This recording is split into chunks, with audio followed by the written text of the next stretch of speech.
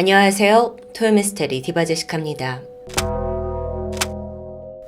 미국엔 4chan이라는 아주 유명한 온라인 커뮤니티가 있습니다. 토요미스테리에서 해외 범죄 사건 사고를 소개할 때 참 많이 등장해서 익숙하시죠?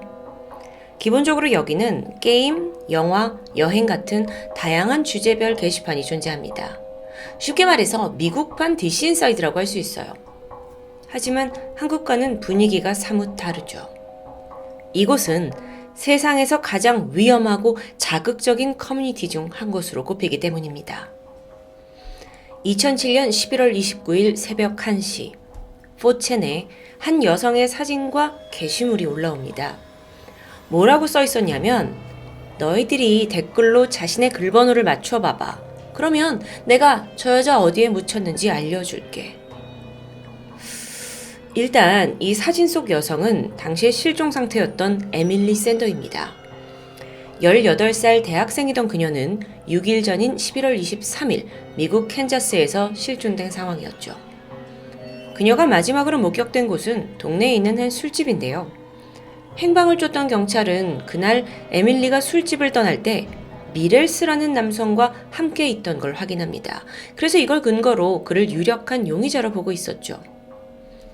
24살이던 미렐스, 그는 식당에서 종업원으로 일을 했는데 인근에 그가 머물던 모텔에 가봤어요. 그랬더니 거기서 에밀리의 혈흔이 발견된 거죠. 아니 그런데 문제는 정작 에밀리가 어디 있는지 그 행방이나 또는 시신은 찾을 수가 없는 상황이어서 사건 해결에 벽에 부딪힙니다. 경찰이 간절하게 증거를 찾고 있었던 거죠. 자, 이런 상황에서 4chan에 글이 올라온 겁니다. 실종된 상황에서요. 댓글로 자기 글번호를 맞추면 어디 묻혀 있는지 알려준다? 이건 뭐 사건을 가지고 놀자는 건가요? 그런데 여기에서 말한 자기 글번호, 이게 뭐냐면요. 쉽게 말해서 본인의 댓글이 몇 번째인지 스스로 맞춰보라는 의미예요. 사람들이 뭐 글을 올리면 이제 댓글이 나오잖아요. 그게 몇 번째인지. 근데 문제가 뭐냐면은 이 4chan은요. 한 게시글의 댓글 순서를 매기는 게 아니라 전체 4chan 커뮤니티에서 댓글이 몇 번째인지를 숫자를 맞추는 거기 때문에 뭐 숫자가 굉장하죠. 맞추는 건 뭐 거의 불가능에 가깝습니다. 당시의 사람들은 뭐 에밀리 샌더가 누군지는 모르지만 어쨌든 어디 묻혀 있는지 알려준다? 이 자극적인 문구에 끌렸고 또 재미를 추구했죠. 그래서 다들 랜덤으로 숫자를 적어 넣으면서 놀이를 하게 됩니다. 이게 점점 오차가 줄어 들어가더니 글이 올라온 지 14분 만에 한 유저가 드디어 자신의 댓글 번호를 맞추는데 성공해요. 사실 그때 참여한 사람들은 뭐 대부분 숫자 맞추기 놀이 정도로 생각했을 겁니다. 진짜로 이 실종자의 위치를 알아낼 거라는 생각은 못했던 거죠. 정답자가 자신의 번호를 맞추게 되자 놀랍게도 조금 후에 글쓴이는 어떤 좌표를 하나 찍어줘요. 지도상의 좌표였죠. 거기는 엘도라도라는 도시에서 동쪽으로 40마일 정도 떨어진 외곽 도시였는데요. 그런데 같은 날 오후 2시 소름 돋는 일이 벌어졌습니다. 실종된 에밀리 샌더의 시신이 바로 그 좌표 근처에서 발견이 되었던 거죠. 자, 그때부터 실종 사건은 즉각 살인 사건이 되었고요. 경찰은 다방면의 수사 끝에 마지막으로 그녀와 함께 있던 그 미렐스라는 남성이 진범이라는 걸 밝혀내게 돼요. 그런데 여러분, 여기서 풀리지 않는 부분이 있습니다. 4chan에 글을 올린 게 미렐스 당사자인지를 확인할 수 없었다는 겁니다. 미렐스는 공범 없이 이건 단독 범행이다 라고 자백을 했어요. 그렇다면 시신이 묻힌 자리를 아는 사람, 정확히 아는 사람은 미렐스 한 사람뿐이죠. 그럼 도대체 어떻게 된 일일까요? 자신의 범행을 과시하려고 4chan에다 그런 글을 올린 걸까요? 아니요. 미렐스는 그게 자신이 올린 게 아니라고 부정했습니다. 결국 이 사건은 누가 그 글을 올렸는지 모른 채 찜찜한 미스테리로 남게 되죠. 4chan과 관련된 아주 유명한 사건입니다. 여기서 잠깐 이 4chan에 대해서 좀 더 파헤쳐보면 2003년에 15살의 크리스 폴이라는 개발자가 개설했어요.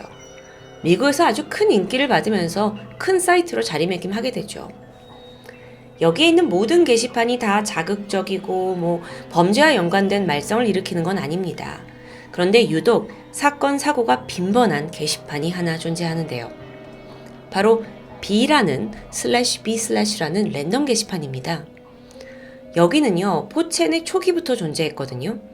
전체 이용률의 30%를 차지할 정도로 가장 포첸에서 활성화된 곳이죠. 사실상 여기가 포첸의 본체라고 불려도 무방합니다. 여긴 그냥 자유 게시판이에요. 어떤 주제 하나를 가지고 얘기하는 것이 아니라는 거죠. 미국에서 소위 유행하는 밈, 짤 같은 거의 대부분이 여기서 만들어지고 있고요. 또 영어권에서 옛날부터 잘 사용하는 LOL 아시죠? 이 LOL도 여기에서 시작된 용어라고 해요. 워낙 다수의 사용자가 이용하는 인기 있는 게시판이다 보니까 직접적인 범죄가 아니면 사실 모든 종류의 게시글이 허용됩니다. 그렇다 보니 정말 말 그대로 각종 인종차별적인 발언, 욕설, 필터링 없이 야한 이야기까지 살벌하게 오가는 곳이에요. 물론 모든 게 익명성이라는 가면 뒤에서 벌어지고 있죠.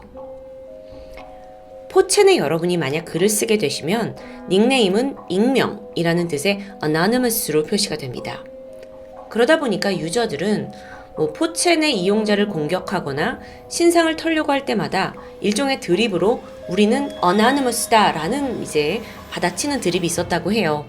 그러니까 익명인데 네가 어쩔 거야 라는 느낌이죠. 이 말이 유행처럼 번지기 시작하는데요. 그러다가 포첸에서 활동하던 몇몇의 해커들이 하나둘 모여서 단체를 만들죠. 그 이름이 바로 anonymous입니다. 현재 어나니머스는 전 세계에서 가장 유명한 국제 해커 집단으로 성장합니다. 자, 포첸에 대한 정보는 여기까지 하고 거기서 벌어진 기이한 사건들을 좀 더 이야기해 볼까요? 지난 2009년 한 유저가 예쁜 크리스탈을 만드는 방법을 알려준다면서 글을 올렸습니다. 참 별게 다 있죠? 그러면서 이 크리스탈을 만드는 자세한 방법과 또 자기가 만든 사진을 이렇게 남겨뒀어요. 핑크색 결정. 예쁜데요. 만드는 방법, 레시피를 좀 보면 준비물에 설탕, 표백제, 베이킹소다, 샴푸. 누구나 손쉽게 집에서 구할 수 있는 것들이었습니다. 이 게시물이 인기가 있었을까요? 아니요. 대박 정도의 반응이었지만 정작 그걸 따라해볼 사람들은 별로 없어 보였는데요. 그런데 그로부터 4일 뒤 실제로 이 레시피를 따라서 크리스탈을 만들어 본 유저가 등장합니다. 단순히 내가 재밌어 보여서 따라 만들었다 수준이 아니었어요. 내용이 충격적이었는데요. 그걸 제작하던 중에 이 본인이 며칠간 혼수 상태에 빠졌고 현재 병원에 누워 있다는 소식. 이게 무슨 일이냐면요.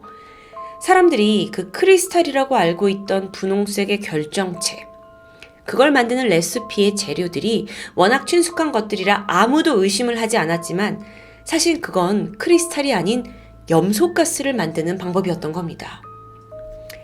여러분, 염소가스가 뭐냐면 1차 세계대전 당시에 인류 최초로 사용한 독가스예요. 들이마시기만 해도 폐가 굳어버리면서 호흡곤란으로 질식사할 수 있을 만큼 아주 치명적인 가스입니다. 행여 목숨을 구한다 해도 이미 폐가 손상이 되어가지고 정상으로 복구는 힘들 정도죠. 그런 전쟁에나 쓰이는 독가스를 사람들한테 예쁜 크리스탈 만드는 방법 알려줄까 하면서 익명의 누군가가 퍼뜨린 건데요. 그걸 또 아무 생각 없이 따라 만들다가 이 당사자는 죽다 살아났다고 전해지는 사건이죠. 근데 이 모든 게 괜찮은 걸까요? 법적인 처벌은 받지 않았다고 합니다. 그런데 과연 이게 범죄 행위가 아니라고 볼 수 있는 건가요? 아직은 좀 애매하죠. 그게 문제입니다. 이뿐만 아니라 포첸은 범행의 예고장으로 쓰이는 경우도 있었어요. 2015년 10월 1일 미국 오리건주에 있는 한 대학에서 무차별 총격 사건이 벌어졌습니다. 그날 범인을 포함해서 총 10명이 사망하고 7명이 부상을 당하게 되죠. 범인은 26살의 남성 크리스 하퍼 머서입니다. 현장에서 사망했어요. 그래서 경찰은 도대체 왜 이런 범행을 저질렀는지 그 동기를 찾기 위해 인터넷 기록을 뒤지게 되죠. 보니까 그는 포첸의 유저였습니다. 그래서 그동안 어떤 글을 썼는지 게시글을 찾아보는데 놀랍게도 사건 전날에 그는 떡하니 범행을 예고해둔 글을 남겨두었죠. 내용을 볼까요? 북서부에 사는 사람들 내일 학교에 가지 마. 일어날 일은 내일 아침에 올려줄게. 너희 중에 일부는 무사할 거야.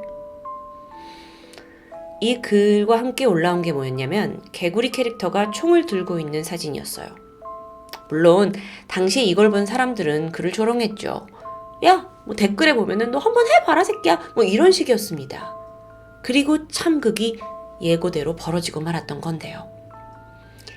다음날 크리스 하퍼는 방탄복을 착용하고 권총 3개, 소총 1개, 그리고 상당한 양의 탄약을 소지한 채 학교에 들어갑니다. 재학생은 아니었죠. 이후 그는 건물 2개 동을 돌아다니면서 최소 2개의 강의실에서 바구잡이로 총기를 난사했습니다. 그러다가 신고를 받고 출동한 경찰과 총격전을 벌인 끝에 현장에서 사살됐고요. 목격자에 따르면 하퍼는 교실에 들어가서 맨 처음 맞닥뜨린 그 교수를 먼저 쐈습니다. 이어서 이 공간 안에 막 공포에 떨고 있는 학생들을 보잖아요. 유유히 뭐라고 말했냐면 이 중에 기독교인 있어? 라고 물어요. 그러니까 그 중에 기독교인 사람들이 몇몇 일어나게 됐죠. 뭐라고 하냐면 좋아, 니들은 기독교인이니까 1초 뒤에 신을 만나겠네? 하더니 바로 일어선 학생들의 머리를 조준합니다. 너무 끔찍하죠. 크리스 하퍼가 평소에도 종교인들에 대한 혐오감을 가감없이 포첸에 남겨왔었다고 해요. 그게 이런 식으로 표출이 된 거죠. 또한 더 많이 죽일수록 더 많이 유명해진다 라는 글을 남겨왔었는데요. 정말 이런 살인을 아주 오랫동안 꿈꿔왔던 것으로 보입니다. 여러분 혹시 이게 지나친 욕심일까요? 적어도 누군가 이런 미치광이의 범행 예고글을 감지하고 경찰에 신고했더라면 혹시 비극을 막을 수 있지 않았을까요?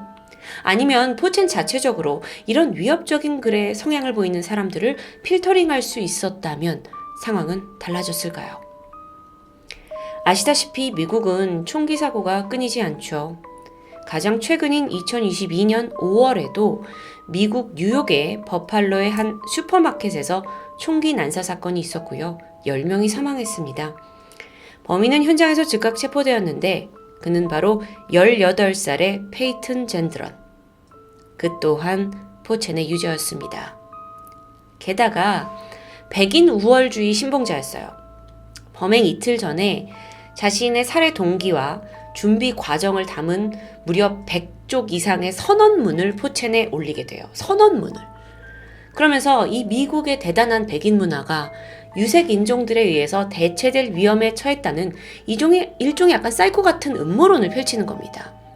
그러면서 이 유색 인종들을 다 처단해야 한다는 완전히 왜곡된 생각이었죠. 그러면서 흑인들이 주로 모여 사는 동네 슈퍼를 타겟으로 잡았습니다. 범행 당시에 가던 중에 우연히 부딪힌 백인이 있었다고 해요. 백인한테는 죄송합니다 라면서 정중히 인사를 하고 흑인들에게는 마구 총질을 해댄 거예요. 미국의 한 사회학자는 이런 극단적인 범행에 대해서 이걸 동조해준 커뮤니티의 영향이 크다고 주장합니다. 실제로 범인 젠드러는 포첸을 이용하면서 성향이 더 과격해지고 급진적으로 변했다고 밝혔어요.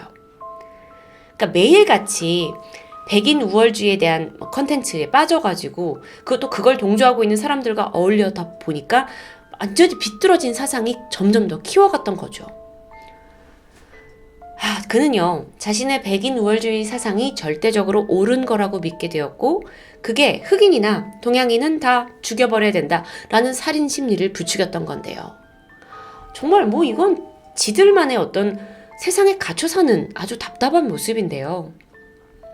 추가로 조사를 하다가 이 포첸에서 파생된 또 하나의 심각한 커뮤니티가 있다는 걸 알게 됐습니다. 여기는 A첸이라고 불러요. 근데 상황이 더 심각합니다. 사이트 이용자들이 아주 극단적인 백인 우월주의, 반여성주의, 네오나치즘까지 표방하면서 혐오 발언을 그냥 거침없이 내뱉는 이런 사람들이죠. 하지만 이 사이트 역시 별다른 제한을 받진 않았는데요. 2019년에 있었던 뉴질랜드 이슬람 사원 총기 난사 사건, 또 미국 텍사스 엘파소 마트 총격 사건, 독일 유대교 회당 총격 사건 범인 모두가 이 사이트를 애용하던 사람들이었습니다. 이렇게 문제가 심각해지니까 결국 2019년 8월 폐쇄했고요. 하지만 그 대목격인 포첸은 여전히 성황리에 운영 중입니다. 포첸이든 A첸이든 아님 한국의 일베든 익명성 뒤에서 자유롭게 토론을 주장하는 사람들이 모인 곳인데요. 현실적으로는 점점 자신의 혐오를 정당화하고 범죄를 과시하는 폐쇄적인 성인 놀이터가 되어가는 건 아닌지, 그리고 그게 더 큰 사회 문제를 낳고 있는 건 아닌지 우려되는 시점입니다. 지금까지 토요미스테리 디바제시카였습니다.